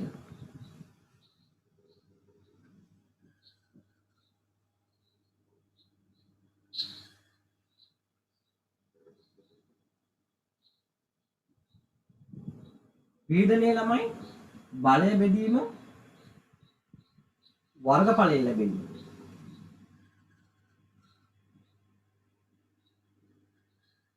බලය බෙදීම වර්ගඵලය. දැන් බලයේ එකක ආවේ අර මොනවාද? නිව්ටන් වර්ගඵලය එකක ඉන්නේ m වර්ග.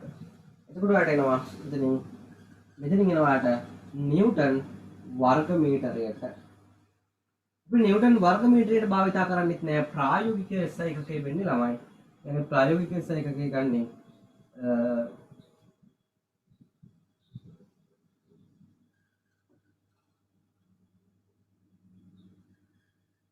පැස්කල්. මේක වෙනකොට අපි දානවා පැස්කල්. මේ පැස්කල් කියන විද්‍යාඥයාට ඒ නමේ අකුරු දෙක අරගෙන පැස්කල් කියලා දාලා තියෙනවා. PA කියලා උත්තර දානවා.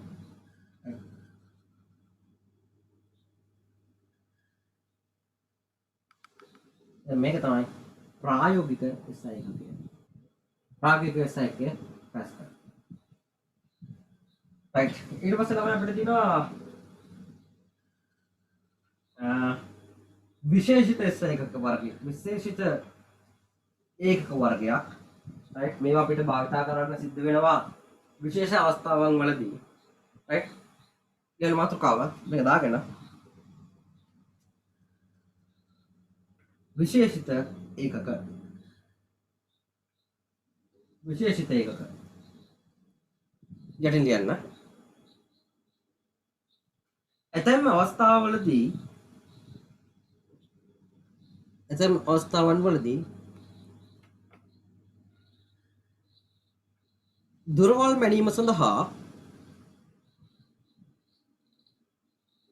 දුරවල් මැනීම සඳහා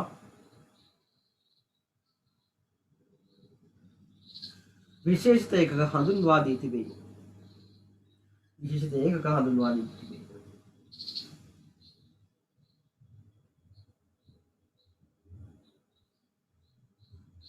පළවෙනි එක තමයි ළමයි ඇන්ස්ට්‍රමය කියලා කියන්නේ. right? ඇන්ස්ට්‍රමය කියන පළවෙනි එකට. මේක ඇන්ස්ට්‍රමය.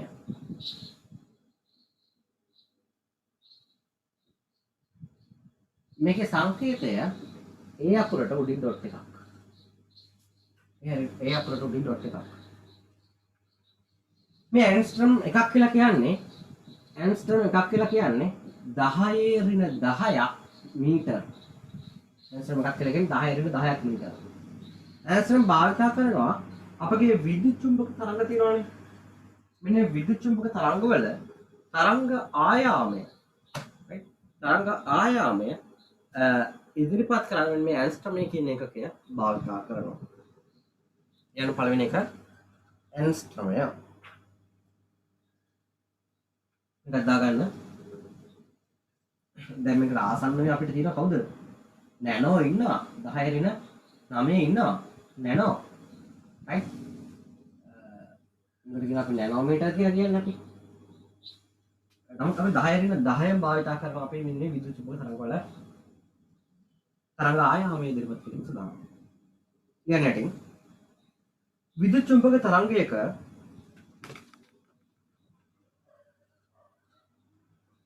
චුම්බක තරංගයක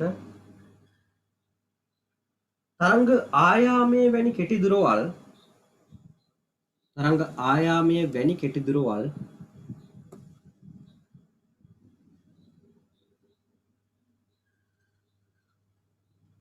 තරංග ආයාමයේ වැනි ඉතා කෙටි දුරවල් ප්‍රකාශ කිරීමට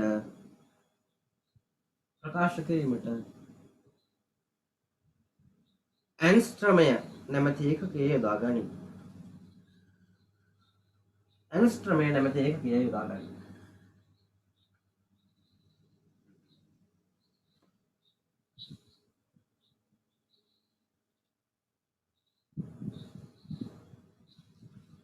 ඊළඟට ආලෝක වර්ෂය. ඊළඟ දෙවෙනි එක ලියා ගන්න ආලෝක වර්ෂය. අවුරුද්ද දන්න ළමෙක් ඉන්නද ආලෝක වර්ෂයක් කියන්නේ මොකක්ද කියලා?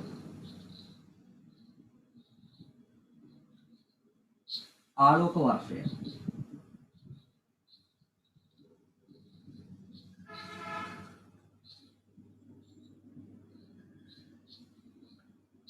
දැන් මොකක්ද ආලෝක වර්ෂයක් කියලා කියන්නේ?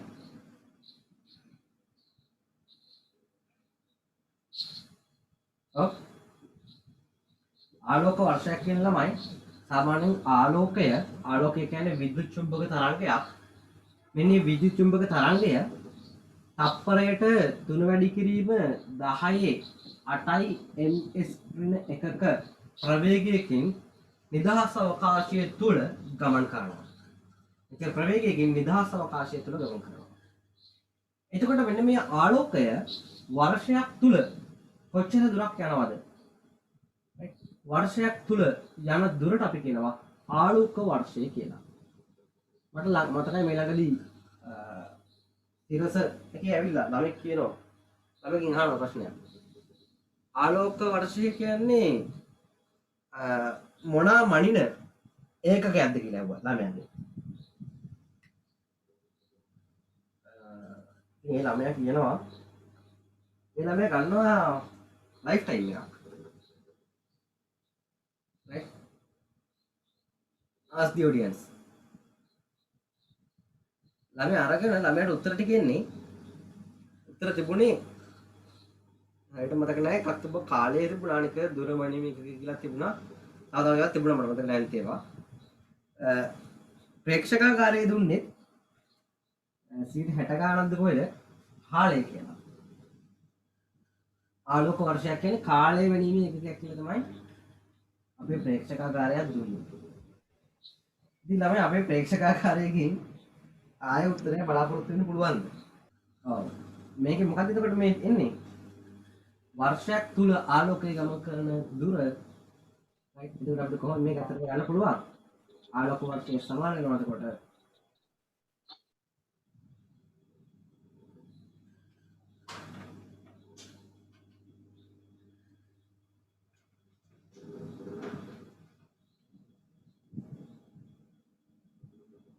දුර වැඩි කිරීම 10ට කියන්නේ මොකද්ද? තප්පරයකදී ආලෝකය යන දුර මේක වැඩි කරන්න වෙනවා මිනිත්තුවකට තියෙන තප්පර ගණනෙන්. ඒතර මිනිත්තුවට යන දුර වෙනවා ආයෙ වැඩි කරන්න වෙනවා පැයකට යන දුර හොයන්න තප්පර 60න් ආයෙත් වැඩි කරන්න වෙනවා පැය 24කට يعني දවසකට යන දුර හොයන්න 24න් ආයෙත් වැඩි කරන්න වෙනවා අවුරුද්දට යන දුර හොයන්න 9ට 365න් දවස් 365ක් යනවා. එතන මෙතන උනාට ලැබෙනවා පිළිතුර 9 වැඩි කිරීම 9.4.7 වැඩි කිරීම 10-15ක් කියනවා. 10-15ක් මීටර. 10-15ක් මීටර කියනවා. ඒක ඉතා විශාල දුරක්. මේ ආලෝක වර්ෂය කියන එක ගැන තෝරන ළමයි මොකක්ද මේ ඉන්නේ? මේකෙන් වාට ලැබෙන්නේ දුරක්.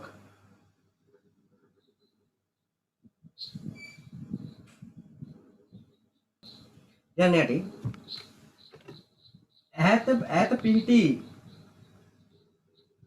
තාරකාවලට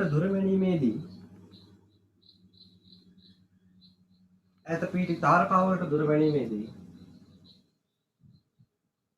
ආලෝක වර්ෂ යන එකකේ භාවිතා කරයි. ආලෝක වර්ෂ යන එකකේ භාවිතා කරයි. සාමාන්‍යයෙන් ළමයි එතකොට ආලෝක වර්ෂ දෙකක් කියලා කියන්නේ අපිට වඩා ආලෝක වර්ෂ දෙකක් දුරින් තියෙන තාරකාවක් කියන්නේ මොකද්ද මේ? මෙන්න මේ වගේ ඒවා දෙකක් ඈතින් තියෙන එකක්. සමහර ඒවා ආලෝක වර්ෂ 50 ගණන් ඈතින් තියෙනවා. ඒකට මේ වගේ 50 ගුණයක් නේද? දැන් සාමාන්‍යයෙන් ඔකට දන්නවා සූර්යාගේ ඉඳන් පෘථිවියට ආලෝකය ලැබෙන්න කොච්චර වෙලාවක් යනවද කියලා. දැන් ළමෙක් ඉන්නවද? සූර්යාගේ ඉඳන් පෘථිවියට ආලෝකය ලැබෙන්න කොච්චර කාලයක් යනවද?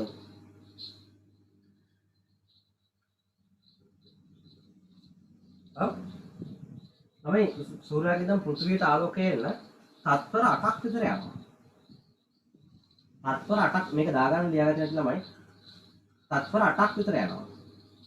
එතකොට මේක 8ෙන් වැඩි කරන්නකෝ යා තත්පර 8 වැඩි කරන්නකෝ දුර වැඩි කිරීම 10 8ෙන්. එතකොට 24 වැඩි කිරීම 10 8ක් විතර 10 8ක් විතර දුරකින් තමයි අපේ මීටර දුරකින් තමයි අපේ පෘථිවිය සහ සූර්යයා පිටලා තියෙන්නේ. ඒ කියන්නේ සමහර තාරකාවලින් එහෙම ළමයි අපිට දැන් එළියට ගස්සාම තරු පේනවනේ. තරු පේන අවස්ථා වෙනක් තියෙනවා. රැයට තරු පේන අවස්ථා තියෙන්නේ. අන්න මේ තරු පේන අවස්ථාවකදී මම මේ කතා කරන්නේ එළියට ගස්සාම රැයට තරු පේනවා. ඒ තරු සමහර විට ළමයි තරුව මැරෙන්නත් පුළුවන්. ඒ තරුව අපිට පේනකොට ඒ තරුව සමහර විට මැරිලා. සූර්යයාගේ නම් හයිඩ්‍රජන් හීලියම් බවටපත් වෙන්නේ. ඒකට සමහර තරු විවිධ ප්‍රතික්‍රියා කරනවා ඇති. මේ ප්‍රතික්‍රියාවක ඔක්කොම ඉවරයි. එතකොට ඒක තරුව මැරෙනවා. right? එතකොට ඒ සමහර ඒවා මැරිලා ඒත් අපිට ආලෝකයෙන් යන කලින් ආපු ආලෝකය තමයි තාම එනවා. ඇවිල්ලා තමයි අපිට පේන්නේ. සමහර තාරකා මැරිලා තියෙද්දිත් අපිට පේන්නේ ඒකයි. right? මේ ආලෝක සමහර ගිය අවුරුද්දේ මැරුණ එකක් දැන් අපිට ඇවිල්ලා පේනවා. එහෙම පේන්න පුළුවන්. right? එතකොට ඔය කරුණු ටිකට අමතරව විශේෂයෙන්ම මෙන්න මේ පාඩමේදී ඉගෙන ගත යුතු කරුණු තමයි මෙන්න මේ SI එකක ලියන්නේ කොහොමද කියන එක. right? මේක SI එකක ලියන්නේ කොහොමද කියන එක යටතේ අපි කතා කරන්න ගියොත් එහෙම SI එකක ලියීමේදී ක්‍රමයක් තියෙනවා ළමයි. right? ලියන්නකෝ මෙහෙම මාතෘකාවක් පාඩමේ අවසාන මාතෘකාව විදිහට ඒකක කියන කොටස අවසාන මාතෘකාව විදිහට ලියන්න යටින් SI ඒකක ලිවීමේදී පිළිපැදිය යුතු නීති. SI එකක ලිවීමේදී පිළිපැදිය යුතු නීති.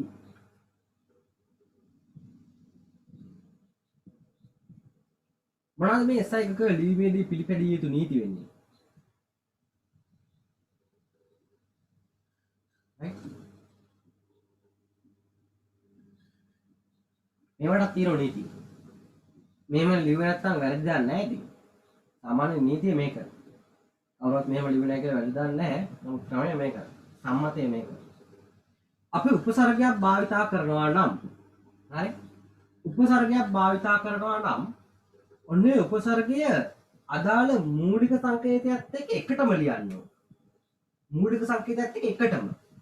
දැන් අපි 5 මයික්‍රෝ කූලෝම් කියලා ලියනවා නම් මෙන්න එකට ලියන්න ඕනේ මේ දෙන්න අතර සම්බන්ධයක් අතර වෙනසක් හිස්තනක් තියන්න බෑ.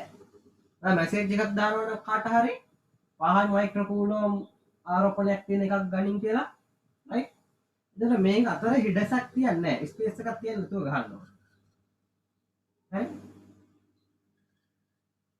ඔක තමයි පළවෙනි නීතිය. ඒ වගේම දෙවන නීතිය ළමයි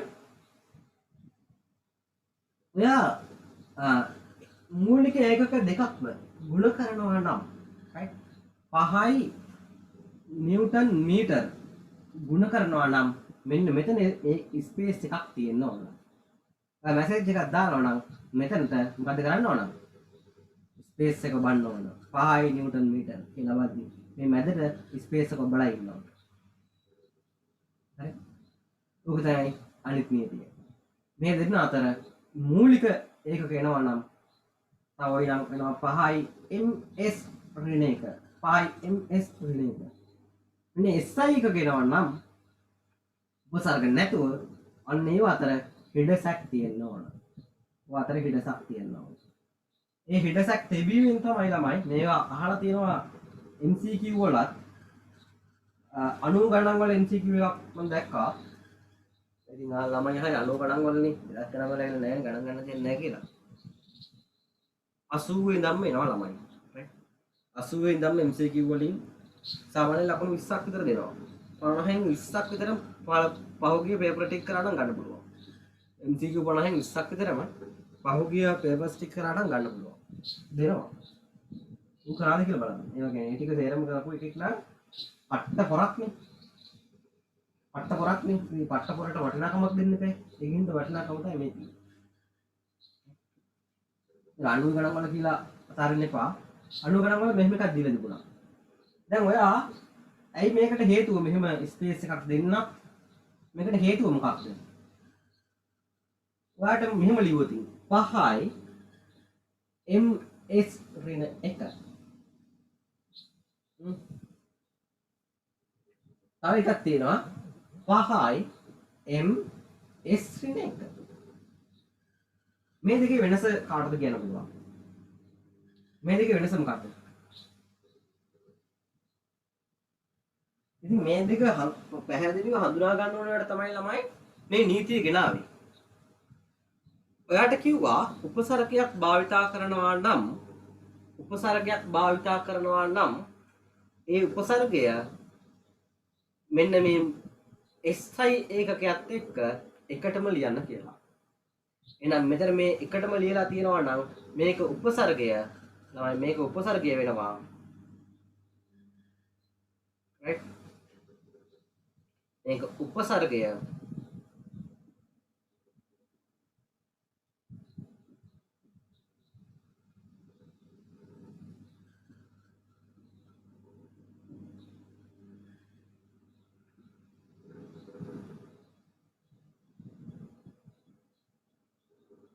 මේක තමයි ඒකකය. මෙහෙම වෙනම ලියලා තිබ්බොත් මේ මොකද්ද? මේකත් SI ඒකකයක්. මේකත් SI ඒකකයක්. එතන මේකෙන් කියවෙන්නේ ළමයි ප්‍රවේගයක් ගැන. මේකෙන් කියවෙන්නේ මිලි තප්පරයට. තප්පරයට නෙමෙයි මිලි තප්පරයට. නේ? මිලි තප්පරයට. මේ උපසර්ගයෙන් කියන්නේ මිලිනේ. මේක හරියට තේරුම් ගන්න. මේ උපසර්ගයෙන් කියන්නේ මිලි. මේ තප්පර. එතකොට මේ තියෙන්නේ මිලි තප්පරයට. මේ තියෙන්නේ තප්පරයට මීටර. තප්පරයට මීටර. වෙනස හොඳට තේරුම් ගන්න. right MCQ වල ඇවිල්ලා තියෙනවා. MCQ වල අහලක් තියෙනවා. ඒ ලකුණක් MCQ වල කියන්නේ එක ලකුණක් කියලා කියන්නේ ඔයාගේ ජීවිතේ ඔයා පොන්දස්තර කෙනෙක් වගේම දොස්තර කෙනෙක් වගේම පොන්දස්තර කෙනෙකු තෝරා ගැනීමේ තරක් වෙන්නත් පුළුවන්. එක ලකුණක් ඉතා වැදගත්. හරි. අපි ඒකට මාතෘකාව ලිව්වා මූලික භෞතික රාශි ලිවීමේ නීති හේතු. right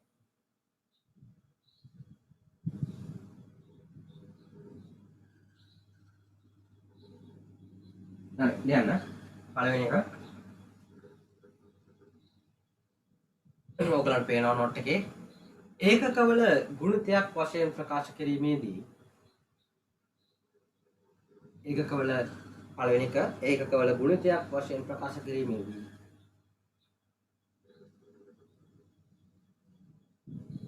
එම සංකේත අතර හිදසක් තබන්න.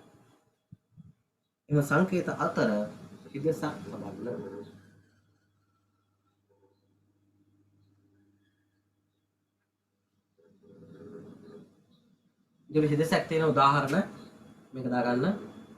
නිව්ටන් මීටර කියලා මෙතන උදාහරණයක් දීලා තියෙනවා. ඉතින් තව උදාහරණයක් තමයි මට දෙන්න පුළුවන්. මොකක්ද? දැන් මම කිව්වා MS වෙන එක. ඉතාල වැදගත් උදාහරණයක්. ඒ M කියන එක පටල ගන්නවා මාරු කියන. MS වෙන එක. වරන්තුල දාගන්න මේක ඔය නම් මේක කියවෙන්නේ තත්පරයට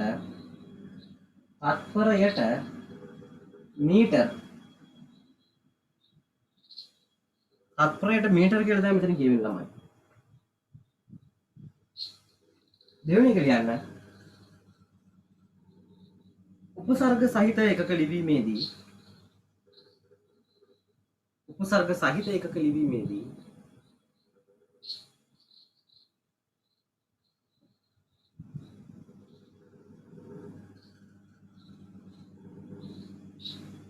ඒවා අතර හිඩසක් නොතිබෙන පරිදි ලිවිය යුතුය. ඒවා අතර හිඩසක් නොතිබෙන පරිදි ලිවිය යුතුය.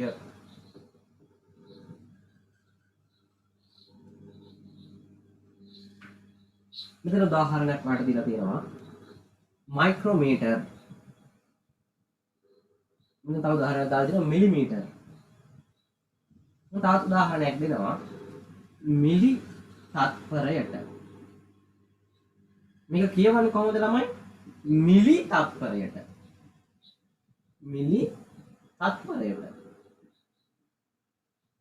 දැන් මේක ආයෙ වරද්දන්න හේතුවක් නෑ. වරද්දන්න එපා කවදාවත්. හරි? ඔළුවේ තියාගන්න. ඊට පස්සේ සමහර ඒවා තියෙනවා ළමයි මේ භෞතික රාශිය තියෙනවා. ඒවයි ඒකක නැහැ. රයිට්? ඒකක නැහැ. උදාහරණයක් වශයෙන් සාපේක්ෂ ඝනත්වය, වර්තනාංකය වගේ ඒවා. අපි ඒවා ඉස්සරහදී කතා කරනවා මාන පාඩමේදී මෙතනම කතා කරනවා. රයිට්? සාපේක්ෂ ඝනත්වය කියන්නේ මොකද ඇතරම? ද්‍රවයක ඝනත්වය, නැත්නම් ද්‍රව්‍යයක ඝනත්වය ජලයේ ඝනත්වයට දරන අනුපාතයනේ. සාපේක්ෂ ඝනත්වය කියලා කියන්නේ කිසියම් ද්‍රව්‍යයක ඝනත්වය ද්‍රවයක ජලයේ ඝනත්වයට දක්වන අනුපාතය. ඉතින් උඩිනුත් බෙදෙනවා ඝනත්වය, උඩිනුත් එන්නේ ඝනත්වයත්, යටිනුත් එන්නේ ඝනත්වයත්. මේ ඝනත්වයේ ඒකක කැපිලා යනවා. රයිට්? කිලෝග්‍රෑම් ඝන මීටරයටනේ. යටිනුත් එන්නේ කිලෝග්‍රෑම් ඝන මීටරයට. මේ ඒකක කැපිලා ගිහින් මේ සාපේක්ෂ ඝනත්වය කියන එකට ඒකක නැහැ. වර්ධනාංකය කියන එක අපි ඉස්සරහදී කතා කරනවා ළමයි. දැන් මේක ලියන්න දෙන්නේ නැහැ මම. ඔයන ලියා ගන්න ලියන්න දෙන්නේ නැහැ. මම පස්සේ දෙන්න එක මාන වලට ගියාම. හරි? වර්ධනාංකය කියලා කියන්නේ පතන කෝණයේ sin අගය පතන කෝණයේ sin i බෙදීම sin i කියලා ගන්න අපි sin r. එතන මේ ඉලක්කම් දෙකක් ඉන්නනේ. sin i කියලා කියන්නේ sin කෝණයක් කියන්නේ ඉලක්කමක්නේ. 1 හා බිංදුව අතර පවතින ඉලක්කමක්. ඔයගොල්ලෝ දන්නේ නැහැ. ආය sin r කියලා කියන්නේ 1 හා බිංදුව අතර පවතින ඉලක්කමක්. හරි? එතකොට මේක බෙදුනහම එන්නේ ඉලක්කමක්. වර්තනාංකය කියන්නේ භෞතික රාශියක් තමයි ඉලක්කමක්. හරි. right. එහෙනම් මේ ඒකක කියන කොටස ඔතනින් ඉවරයි. මිනු කියන කොටස ඔතනින් ඉවරයි. ඔතනින් එහාට අපි ළඟට යන තියෙනවා මාන කියන කොටසට. right. මාන කියන කොටසට යන්න පුළුවන් ඊළඟට.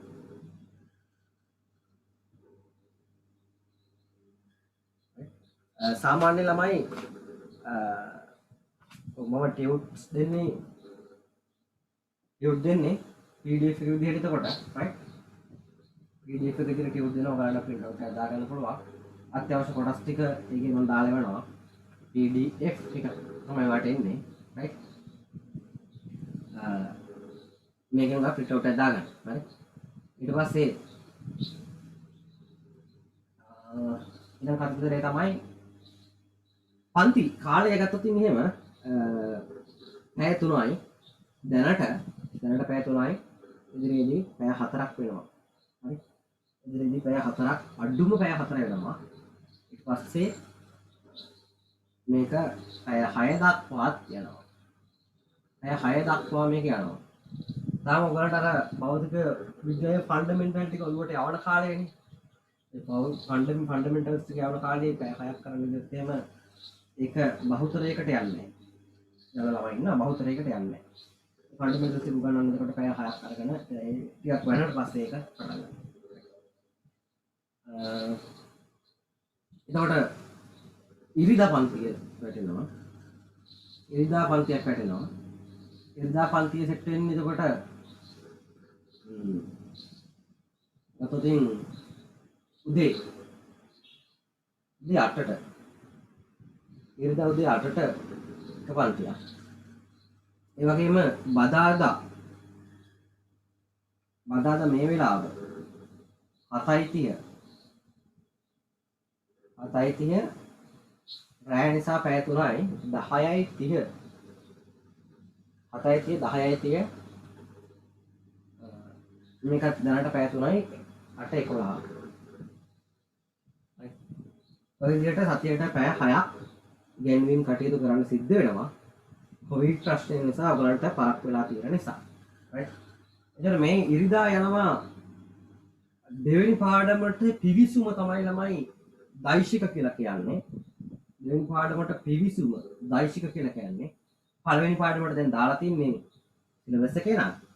මෙතෙන්දී මම දෛශික මම උගන්වන්නේ දෙවෙනි පාඩමේදී දෛශික උගන්වනවා. දෛශික ටිකත් එක්ක දෙවෙනි පාඩම පටන් ගන්නවා. ඉරිදා උදේ 8ට. ඊට පස්සේ ගත්තොත් එහෙම බදාදා මේ විදිහටම තව තියෙනවා මාන කතා කරන්න. මාන ඊට පස්සේ කතා කරන්න තියෙනවා මිනුම් උපකරණ ටික කතා කරන්න තියෙනවා. මාන ඊට පස්සේ මිනුම් වල දෝෂ ඒ වගේ ටික අරගෙන ඊට පස්සේ මිනුම් උපකරණ කතා කරන්න තියෙනවා. මිනුම් උපකරණ වලට තමයි පොඩි කාලයක් යන්නේ. මාන නම් පොඩි වෙලාවයි. මේ මිනුම් උපකරණ කියන කොටස තමයි කාලයක් යන්නේ. මිනුම් උපකරණ කියන කොටස. උපකරණ ටික අපිට කතා කරන්න තියෙන ඔක්කොම. ඒක අප්‍රේල් මාසයේ සම්පූර්ණයෙන් අරගෙන මේකයි විභාග ප්‍රශ්න දක්වාම මේ පාඩම ඉවර කරනවා. පහුගිය විභාග ප්‍රශ්න පත්‍ර දක්වාම මේක ඉවර කරලා දාලා ඒක කොට දා ගන්නවා. රයිට්. මේ ටික දෛශික අතරින් පටන් අරගෙන ලබන මාසෙන් දන්ම මේ එන ඉරිදා ඉඳන්ම දෛශිකට පටන් අරගෙන ඒ ටික කරගෙන යනවා ඉරිදා. රයිට්. ඒක දැම පටන් ගන්න ඕන පාඩමක් නැත්නම් ළමයි අප්‍රේල් වල පටන් ගත්තා නැත්නම් ඔක ලබන අවුරුද්දේ ලොකුම පාඩම යාන්ත්‍ර විද්‍යාව ලබන අවුරුද්දේ ප්ලෑන් එක තියෙන්නේ පෙබ්‍රවාරි වෙද්දි ඉවර කරන්න. පෙබ්‍රවාරි වෙද්දි ඉවර කර ගන්න පුළුවන් වෙයි. එහෙම ඉවර කරගත්තොත් මේ කොවිඩ් ප්‍රශ්නේ ඔයගලන්ට දැනෙන්නෙම නැහැ. මොකද මේක වෙනම ඉගෙනවෙනවානේ. මේක වෙනම ඉගෙනවෙනවා. මේක නෝමල් පටන් ගන්න තියෙන ටයිම් එක තමයි අප්‍රේල් මුල. අප්‍රේල් මුල මේක සාමාන්‍ය විදිහටම පටන් ගන්නවා. මේක එතකොට ඒකට බාධාවක් වෙන්නේ නැහැ. මිනුම් උපකරණ එක වෙනම අපිට කරගෙන යන්න පුළුවන්. රයිට්. හරි. එහෙනම් අපි අදට නතර කරමු. මාන කියන කොටසෙන් ලබන සතිය පටන් ගන්නවා. මාන පොඩි කොටසක් තියෙන්නේ. මාන ටික ඉවරුනට පස්සේ ඔයාට ඊළඟට අපි යනවා මිනුම් උපකරණ කියන කොටස. දැන් ලබන සතියේ ඉඳන් පැය 3කට රෙඩි වෙන ළමයි. ලබන සතියේ ඉඳන් පැය 3කට රෙඩි වෙන්න. කෑම කනවා නම් මේ කාලේ හරියට රෙඩි වෙන විදිහට රෙඩි වෙන්න. කෑම කන්න නැතුව ඉන්නවා නම් හොඳයි. මොකද ඔයගොල්ලෝ ස්ක්‍රීන් එකක් දිහා බලාගෙන ඉන්න නිසා, ෆෝන් එකක් දිහා බලාගෙන ඉන්න නිසා, නැත්නම් ලැප්ටොප් එකක් දිහා බලාගෙන ඉන්න නිසා ඔයාලට නිදි යෑමේ සම්භාවිතාව වැඩි. ඒක නිසා ඒකක් බිලා වගේ පටන් ගන්න වැඩේ. මේතර තියෙන ශබ්ද බද්දත් අඩු වෙන තැනකට ගිහින් කාමරයකට හරි ටීවී දාන්න එපා කියලා ගෙදර මිනිස්සුන්ට මේ දවස්වල මේ A level කියන කාලය තුල පොඩක් මහාන වෙලා ඉන්න කියන්න. හරි. මොකද ඒ මිනිසුන්ගෙන් ඩිස්ටර්බ් එකක් ආවොත් ඔයාලට තමයි ඒකේ ෆයිනල් රියැක්ෂන් එකේ ප්‍රතිඵලය එන්නේ ළමයි. ඒ වගේම ඉතින් දෙමාපියෝ මුදල් දෙනවා මානසිකව ඇටි කරගන්නවා. නමුත් අත්‍යවශ්‍ය දේ ගෙදර නිදහස නැතිනොත් වැඩ කරගන්න එසයක් වෙනවා. හරි. ඉතින් ඒක මතක තියාගන්න. ඒවත් ඔයා බැලන්ස් කරගෙන ඔයාගේ පැත්තෙන් ඔයාට කරන්න පුළුවන් දේවල් කරගෙන රැට ඒ පන්තියට රෙඩි වෙන්න. 7:00 10:00 ලබන සතියේ ඉඳලා රයිට්. ඒක රෙඩි වෙලා අපි වැඩි කළ ලබන සතියේ ඉඳන් ඒ විදිහට කරගෙන යමු. මේ දෛශික මේ පාඩම ඕන කෙනෙකුට නොමිලේ. ඕන කෙනෙකුට මේ පාඩම ඉවර කරන්න නොමිලේ එන්න පුළුවන්. මේ දෛශික සඳහා මාසයකට 1200ක මුදලක් ලබන මාසෙන් ඉඳන් එතකොට ගෙවන්න තියෙන්නේ. 1200 ළමයි ගන්නේ මොඩර්න් විදිහට ගෙන්නුවට මොඩර්න් විදිහට ගාස්තු අය කරන්නේ නැහැ. 2200 2800 එහෙම නැහැ. 1200යි ගන්න. මේක මේ ගෙවිය යුතු ඩීටේල්ස් එකක් මම මෙතනින් දාන්නම්. right BOC එක තියෙනවා වැලිසර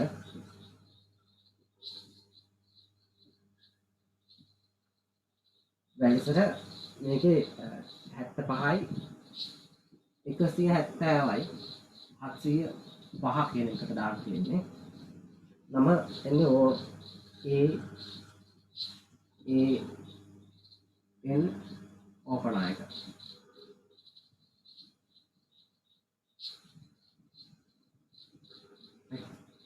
දැන් මේකට දාලා ඔයගොල්ලෝ ස්ලිප් එක WhatsApp එකේ මැසේජ් එකක් දාන්න. එච්චරයි. group එකට link එක ලැබෙනවා. group එකේ link එක ගන්න පුළුවන්. link එක අරගෙන කන්ටිනියස් join වෙන්න.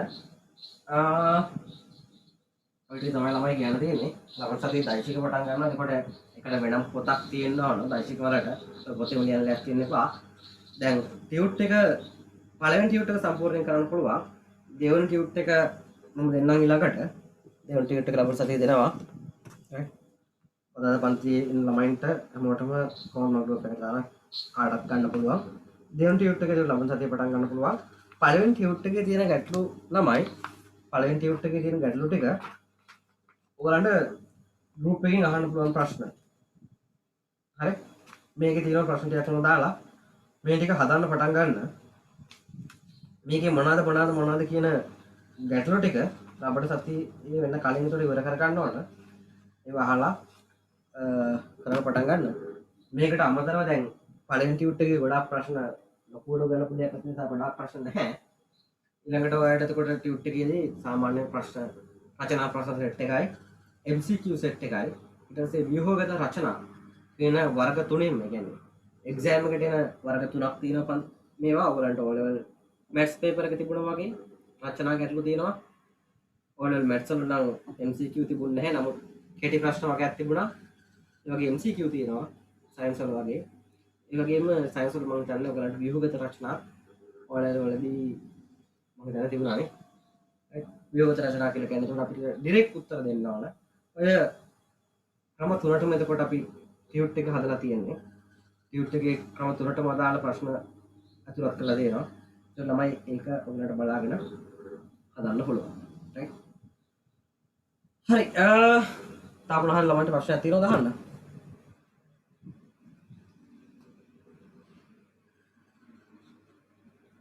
හරි එහෙනම් අපි ලබන සතියේ හමු වෙමු.